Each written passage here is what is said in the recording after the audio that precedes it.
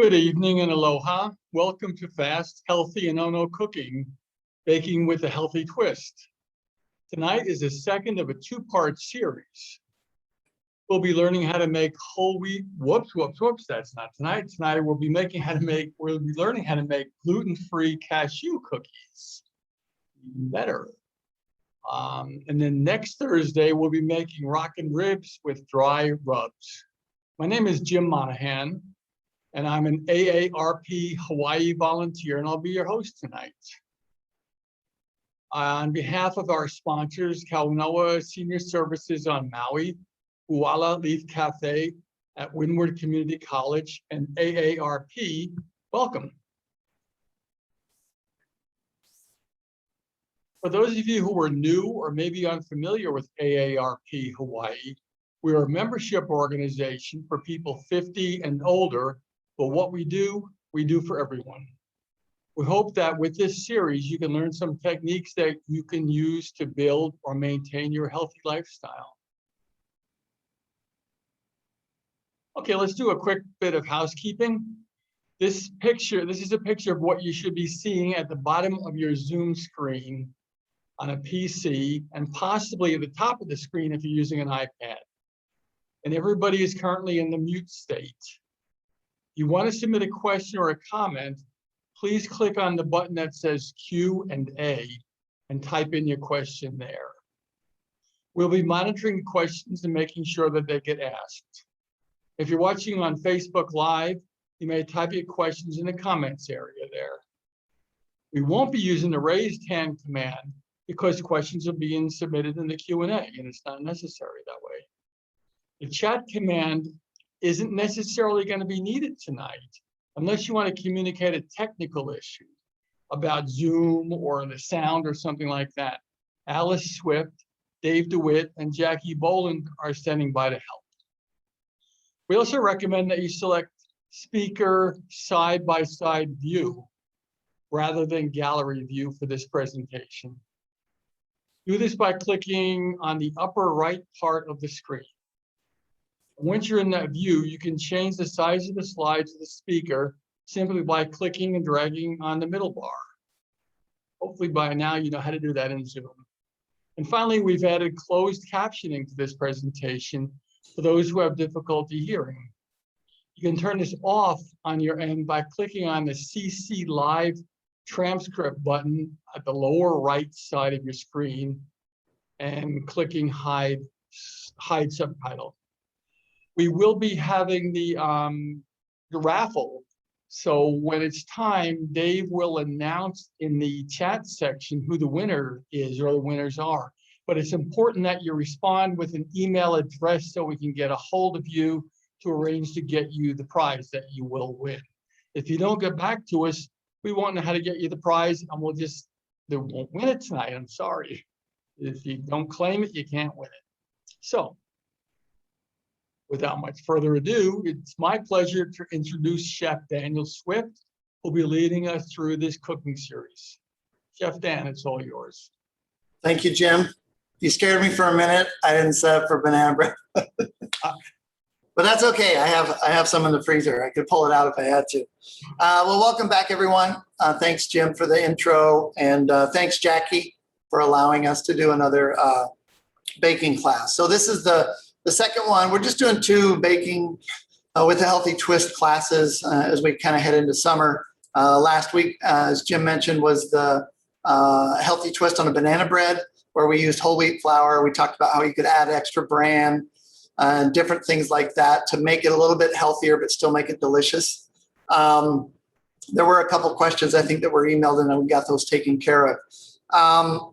Tonight is a gluten-free cashew cookie. So last week was not gluten-free because we obviously had the whole wheat flour in the recipe. There's no flour in this particular recipe. We'll be talking about ingredients that you can take at home or pick up from the store, grind, and sort of make your own flour substitute. So we'll probably have some questions about that later. I'll be happy to answer them.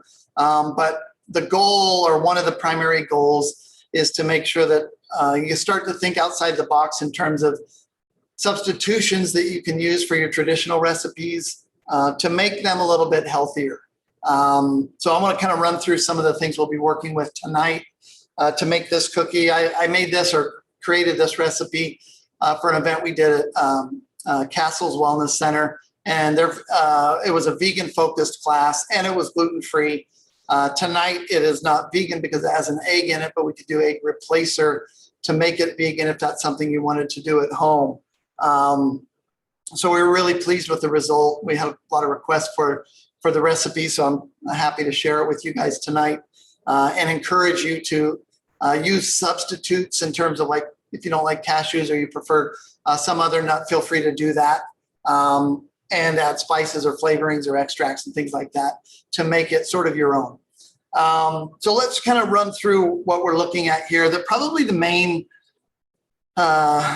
key to finding the flavor profile of the particular twist that you'll put on this healthy cookie is in the grain or the granola mix or the fruit that you're using to hold it together. So I've got a couple here. This is actually a honey granola. It's actually got some hemp in it. It's a gluten-free product, GMO-free product. A lot of your recipes that you'll see that call for gluten-free outcomes utilize shredded coconut that's unsweetened. You can pick this up in most of your supermarkets along with most of the granolas that are out there as well.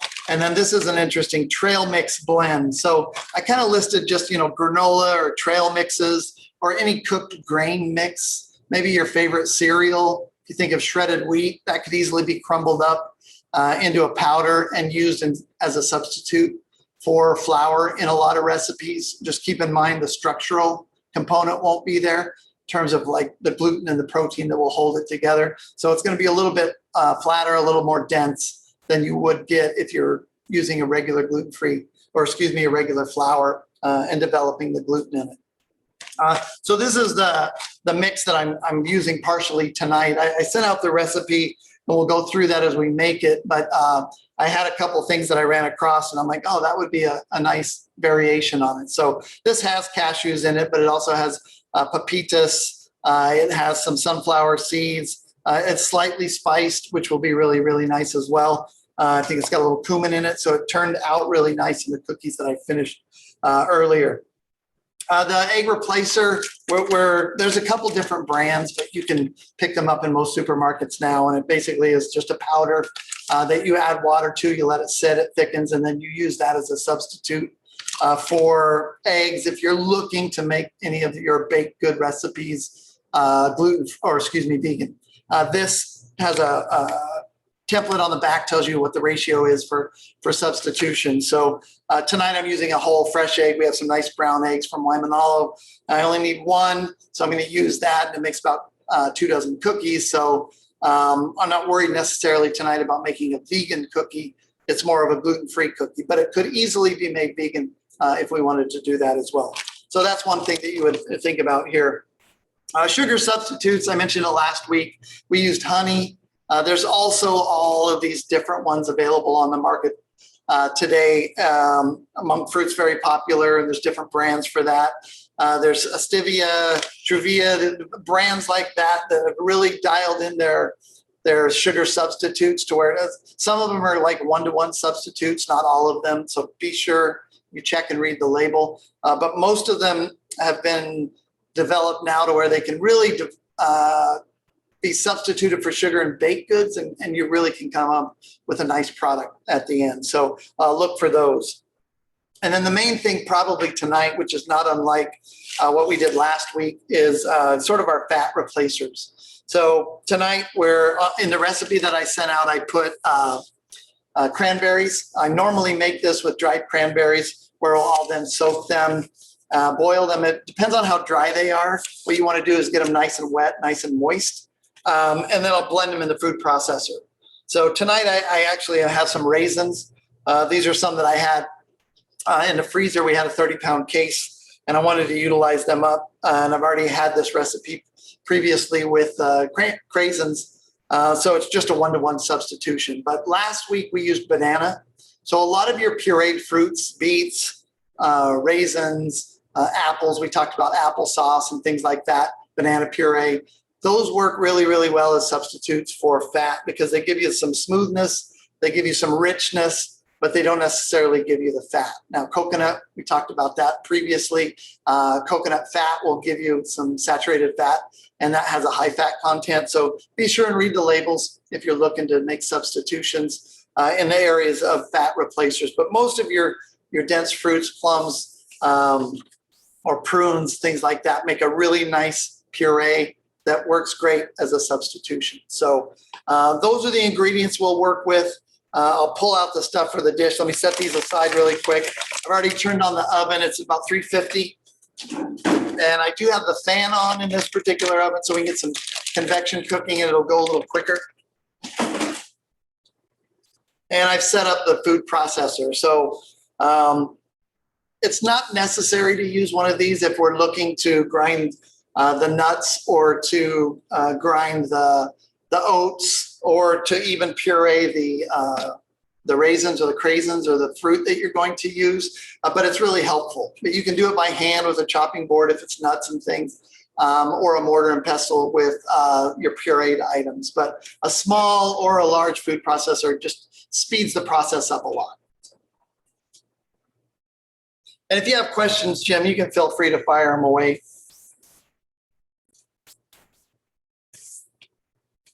All right.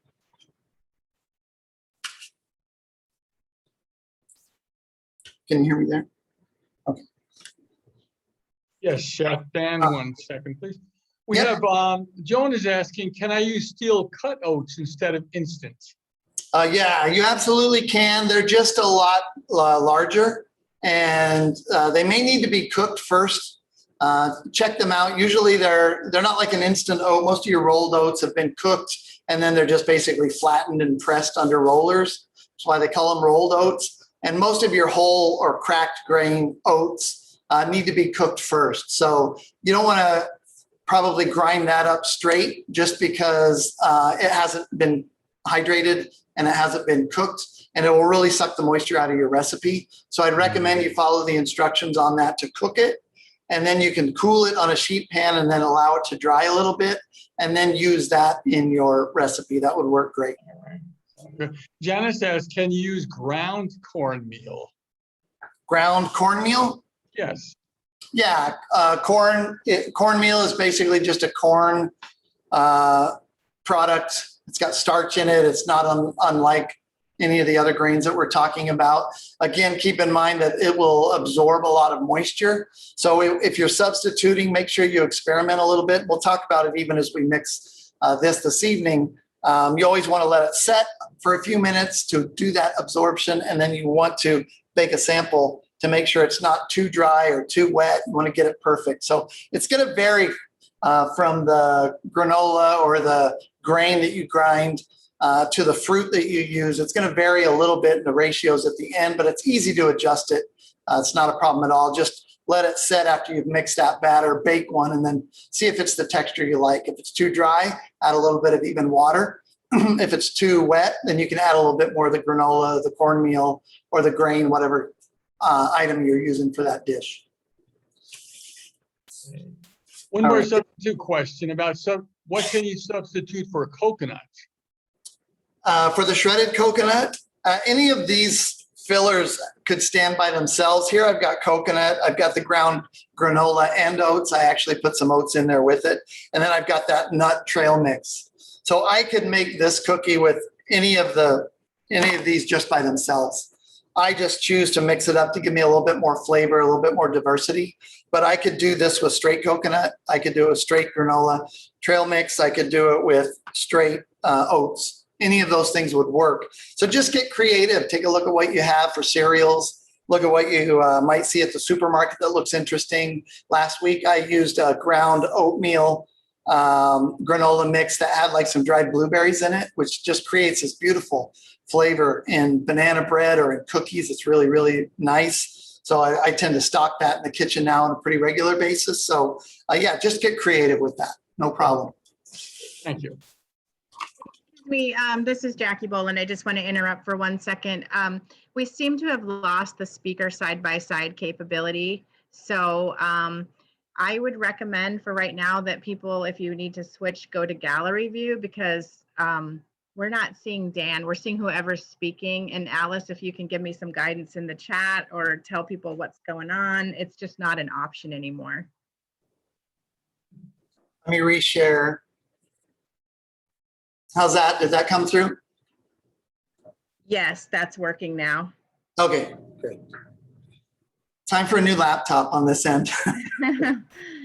It's getting old. Thank you. No problem. Thanks for letting me know. So there's a process that I kind of walk you through if you have that recipe that was sent out.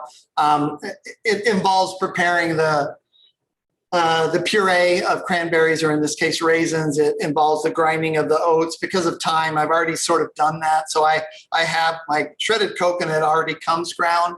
The nuts or the trail mix mixture I've already ground up as well, just because I didn't want to take the time to do it. And then I did the same with the oat mixture, that granola with a little bit of hemp mixture. And then I have my baking powder. That's just to give it a little bit of lightness, not a lot, but because this is sort of a dense cookie, almost like a granola bar or a energy bar of sorts, it helps to lighten it just a little bit. So I have that, and then I have that salt. So those are my dry ingredients. And this really can be mixed with all of your wet ingredients together first, and then your dry ingredients going in at the end. And just in the interest of time, that's probably what I'll do tonight. But I will try to show you the process of grinding the dried fruit that's been mixed and boiled a little bit of water into a paste, because that's important. So what I did here is just crack my one egg into the bowl. I'm using a little bit of olive oil, and this is not an extra virgin olive oil. It's an olive oil blend. I just wanted to give it a little bit of a sort of a savory flavor to it, not have it straight up melted butter or a regular salad oil. Any oil would work. You can use a saturated fat or unsaturated, but I like that little bit of flavor that you get from an olive oil. Here I already have some of the ground raisins. And what I did there was earlier just took the raisins that I had, and I put them in a little bit of water, and I just brought it up to a boil, and then I let it simmer. What we're looking for is just making sure that each of them get really swollen and they absorb that moisture, because that'll make a nice smooth puree by the time we get to the point where we're needing that for our recipe. It gives us this, it's almost like baby food, really. This nice wet puree that'll keep our cookies nice and moist, and it adds that sort of fat substitute to the finished cookie. So that's basically all that is. You do the same if you're doing cranberries. You could probably do this with dried pineapple or any of the dried fruits that you used to see in the bulk sections for the help yourself kind of bags, but you can get them in separate bags now. But what you do want to do is make sure that you hydrate them, a little bit of water, bring them to a boil. You don't need to use all the water. You can set that aside when you're done, just take out the fruit, but you want that fruit to be nice and moist. So I will add that in here. And while I do that, I just need to simply mix it. It's not a hard process in this regard, because there's only the one egg. The oil will blend right into that puree very easily. And we're going to get, a little binding from that egg. That's the key, is to make sure that the cookies sort of hold their shape and stay together. You don't want them to just fall apart. And I've had that happen with some of the gluten-free and vegan cookies that I've made with coconut. If there's not enough binding agent in there, they just tend to crumble and fall apart. So you can see that just mixes together really, really nice. Now, it would be a little bit more red if you're using cranberries, obviously. It'd be yellowish if you're using dried pineapple. In this case, it's raisin, so it's a little dark maroon. And then I've got my dry ingredients. I'm just going to go ahead and mix these in, the coconut, the granola, and that. Start to stir it up a little bit, and then I'll just throw in my baking powder and my salt. Now, if you're watching your sodium, you could probably omit the salt. You may get a granola mix or a trail mix that already has some salt in it. So it won't hurt anything if you don't have that in there. And then you'll see how you've got all of this dry ingredient. It'll really start to soak up the moisture that's in those raisins in this case, or that would be in your cranberries or pineapple or whatever it is. And earlier today, I was just in there with my hand mushing it around. It made it a lot easier to mix. But tonight I want to make sure that my hands stay clean. So I'm just sort of smashing it together. And it smells great. You get the aromas from the raisins. Any type of extract or spice here would also be great. You could add cinnamon or ginger or whatever you like. And then what you want to make sure you have is, a dough that will kind of hold its shape when you're molding it. So that looks about right. Now I do want that to set for a few minutes because those dry ingredients are going to hydrate a little bit as that sets. And then I'm going to go ahead and dump in the soaked raisins that I have in the food processor, and I'll just grind that up really quick so that you guys can see what that looks like. Chef Dan, Deborah asked, she missed what you said about the ground granola equals what ingredient in the recipe? Do you remember that? The ground granola with the wet ingredients? Yeah, what you said it equals some other ingredient in the recipe? The ground granola equals what ingredient in the recipe? Well, it doesn't really equal anything in the recipe. The ground granola, it's just up to you to decide what kind of ground dry ingredient you plan to use, whether it's that coconut, whether it's granola, whether it's a trail mix. You just have to make sure that you have a dough at the end that is still wet and will hold its shape when you scoop it and hold together when you bake it. So hopefully that, answers the question, Deb. And Ingrid asked, I never cook old-fashioned oatmeal in oatmeal cookies.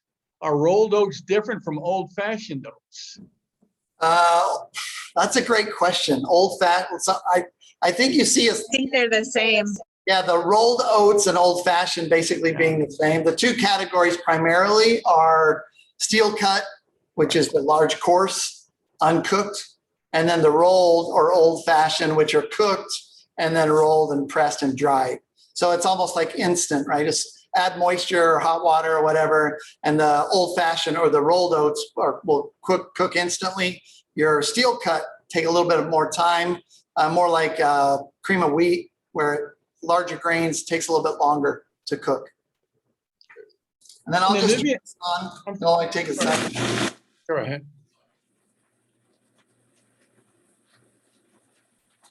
That's quiet.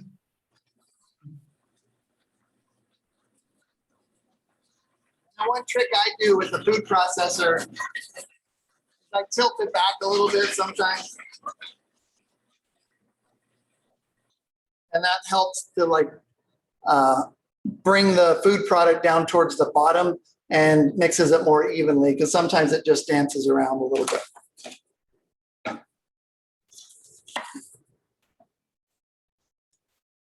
And then you can see this is what you end up with, that ground paste basically. And if I wanted more in here, I could easily add some more. Cut it in.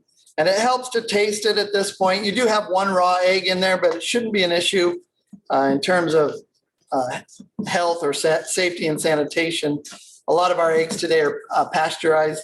These particular ones aren't, but one little taste here is not going to hurt anybody. So I'm going to set this aside. I have some that's already rested from earlier. And what I tend to use is just a little scoop. I've got a small ice cream scoop. I think we used one last week to fill our muffin tins when we were doing the smaller cakes for the banana bread.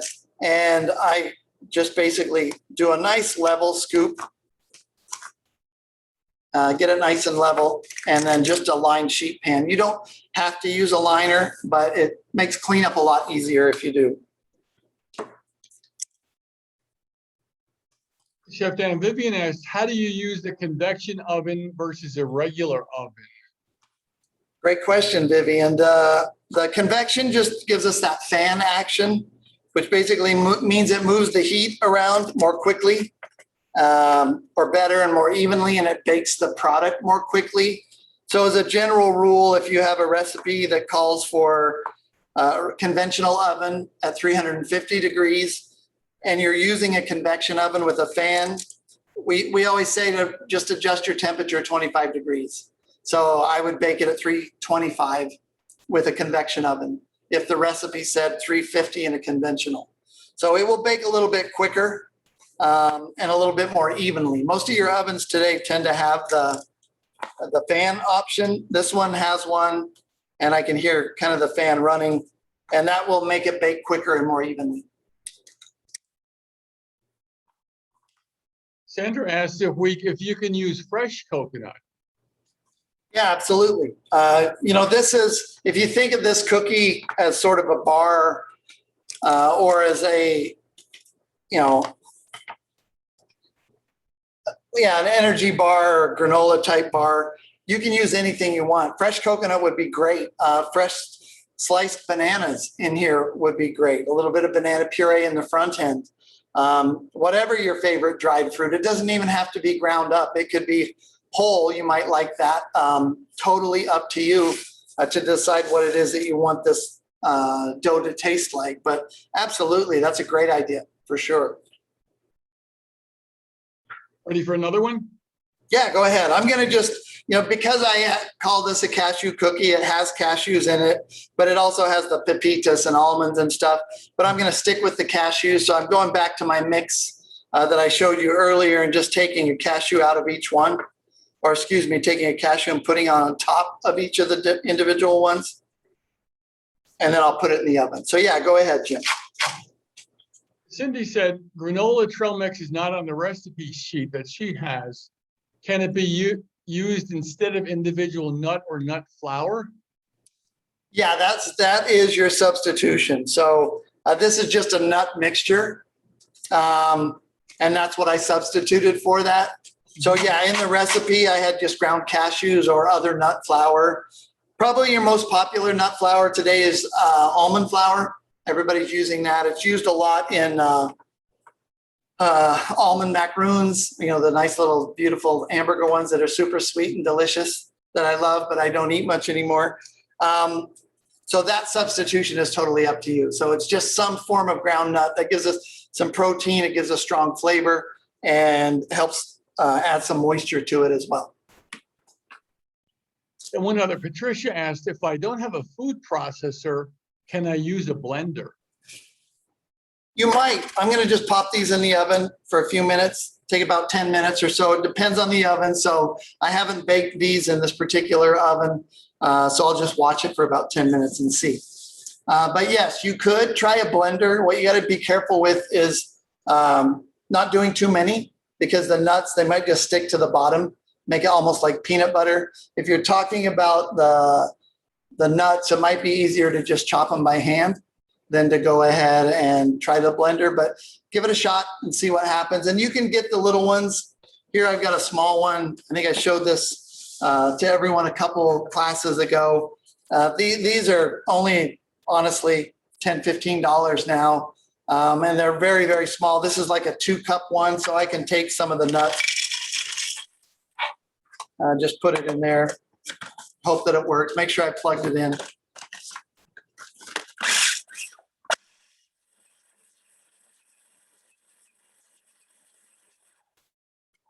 So it's really worth having one, I think, and they don't take up a lot of space, obviously, like the large one here, but you can get a small one like this particular one. And like I said, it's only 2 cups. It'll grind your nuts and stuff for you. So I'd probably run this a little bit more.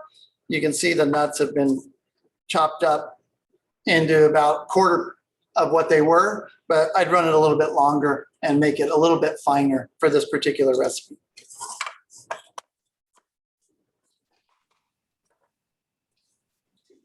All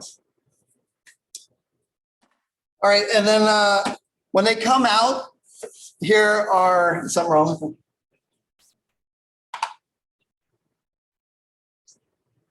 Can you see me still, Jim? Just your hands. All right, for And some you're- reason.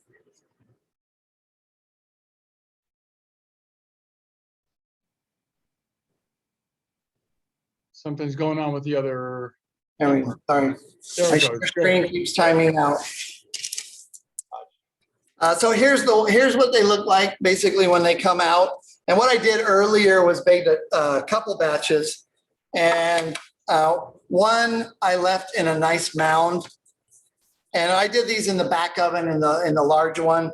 I did these at 350, and I think it was Vivian had the question about the convection, but this was with the convection at 350, and I did it for like 12 minutes in a large strong oven with a fan set at 100%.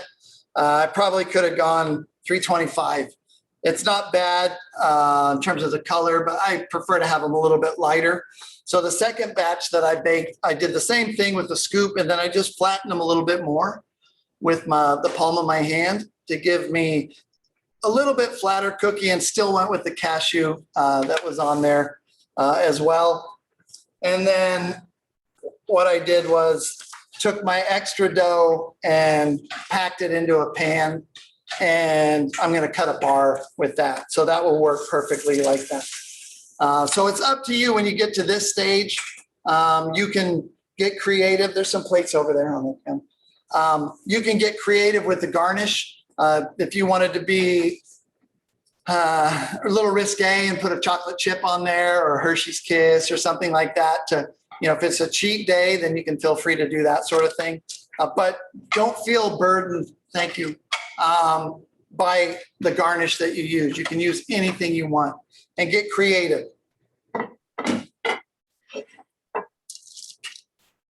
And you can see that they hold up really well.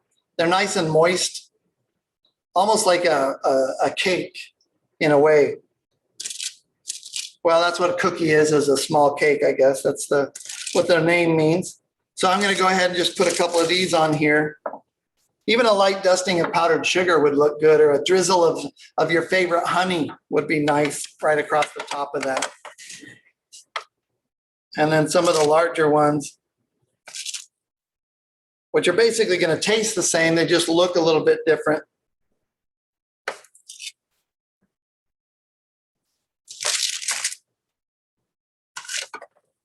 Right there.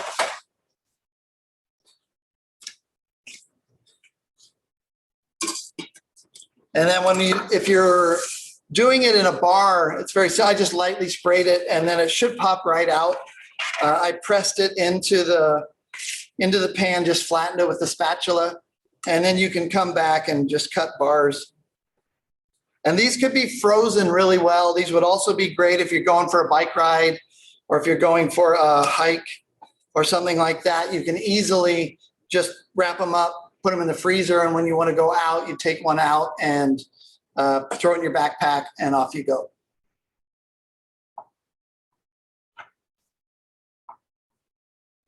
If Dan Florencio asks, can you add vanilla to the recipe? Oh, absolutely. Yeah, extracts, any of those would be great.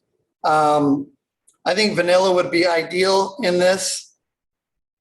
I like almond extract as well.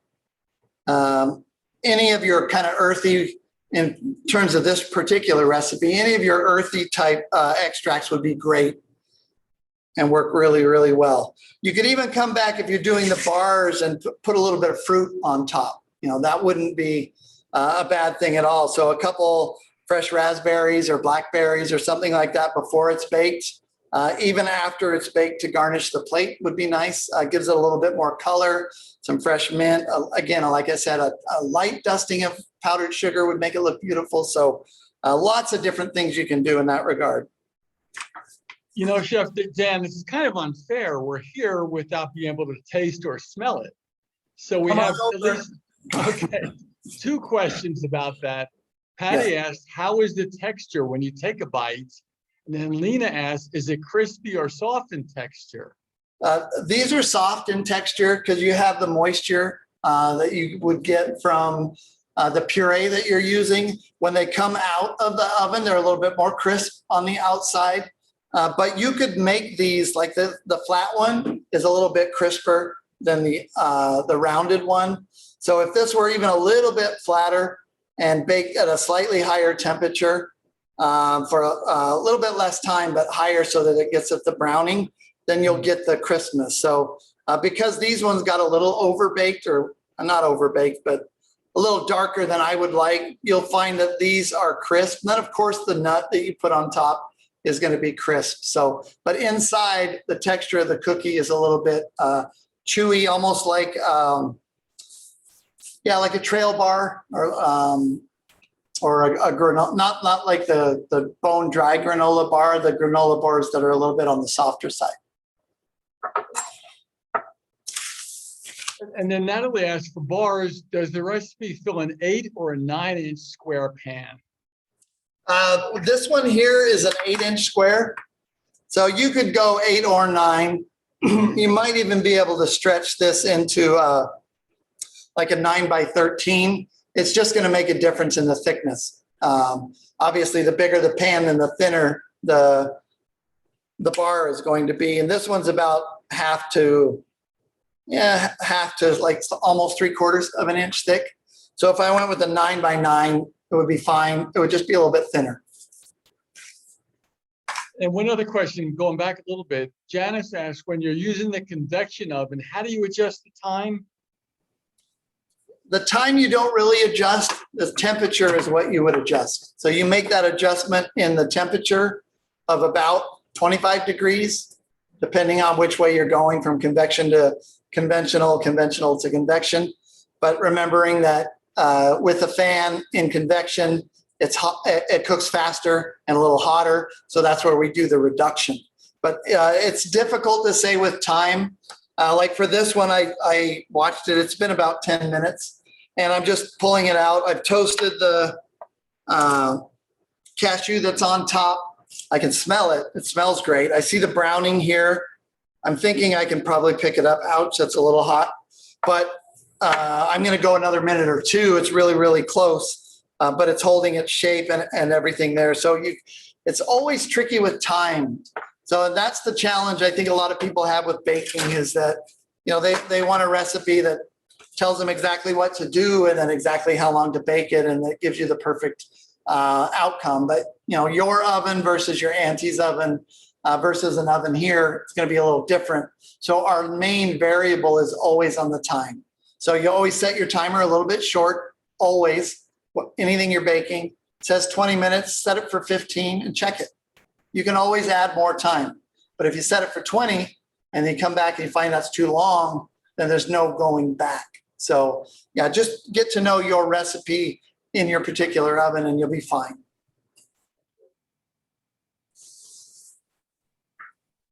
Any other questions, Jim? That's all that came in. All right. Well, and these, like I said, the recipe will make the one that I mixed earlier. It made 16 of the 4, 8, 10, 20 of the cookies, and then that little bar. So if you do that full recipe that we sent out, it will give you a fair amount, and you don't necessarily have to bake them first to then store them. You can also scoop them and then just put them in the freezer and let them freeze solid, and then put them into a Ziploc bag and then bake, you know, half a dozen at a time. And that way you don't have to necessarily store them where they're already baked. So you can do it either way. They work great both ways. We just had a few come in. I want to, before I ask you, Chef Dan, I'd like to remind everybody or let you know, if you go into the chat area, you can click a link and sign up to register for each of the sessions in July, instead of having to register for each one. I know that you'll want to do that. So go into the chat button and you'll see a message from Jackie, but please do it by tomorrow. Otherwise it won't be working as well. So thank you. I think you just mentioned this, Chef Dan. How long do they keep? Do they need to be in the refrigerator? You just covered that. Yeah, the dough will last in the freezer, I mean, months and months. In the refrigerator, if I were to take this one here and store it in the fridge, I probably get, you know, up to a week. no problem. You know, there's not a lot in here that's going to ferment or sour. The egg will be or have the moisture pulled out of it, but you don't really want it sitting in your fridge picking up flavors from other things. So that should either go into the freezer or use it within a couple days. And then Natalie asked, what about, you said baking a test cookie? I think that's something that we've learned from you. Yeah, I always bake a test, honestly, of everything, especially with a new recipe, even if it's a cupcake or like the muffin last week. You've made it multiple times, or if you're making it for the first time, always just take a little pan, make one muffin or make one cookie. It only takes 10, 15 minutes, and then you can check it. Maybe you forgot to add something.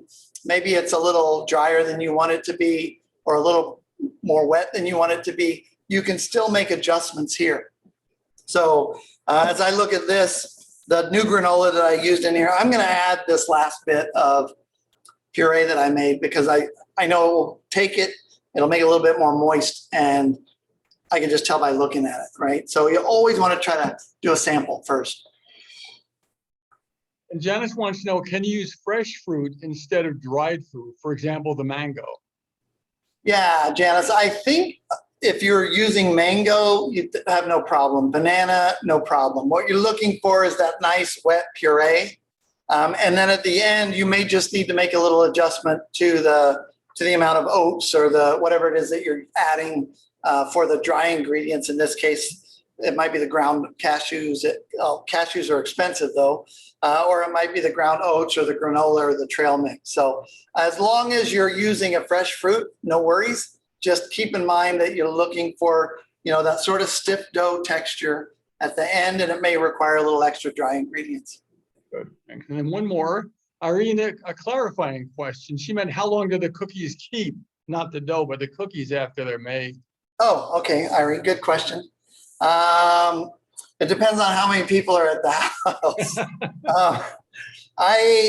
If you're storing this in a container, because these are moist on the more moist side, it's not like a dry chocolate chip cookie or shortbread that can sit on the counter for a week.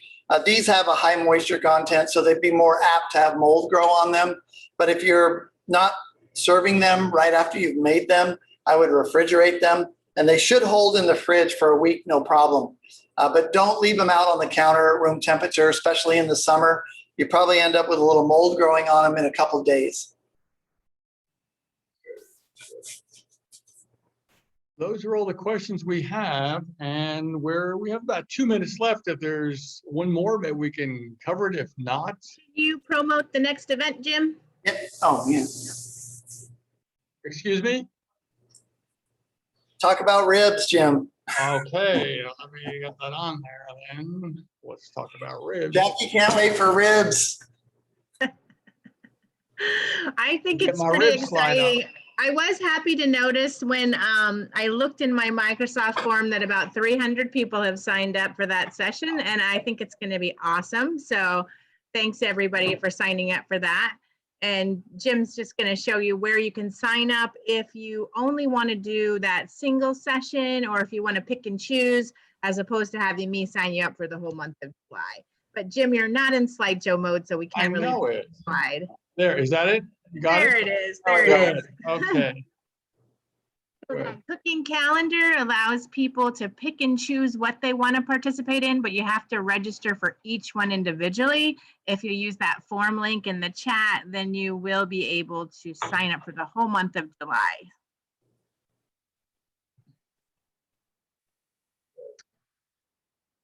All right, I think people have it.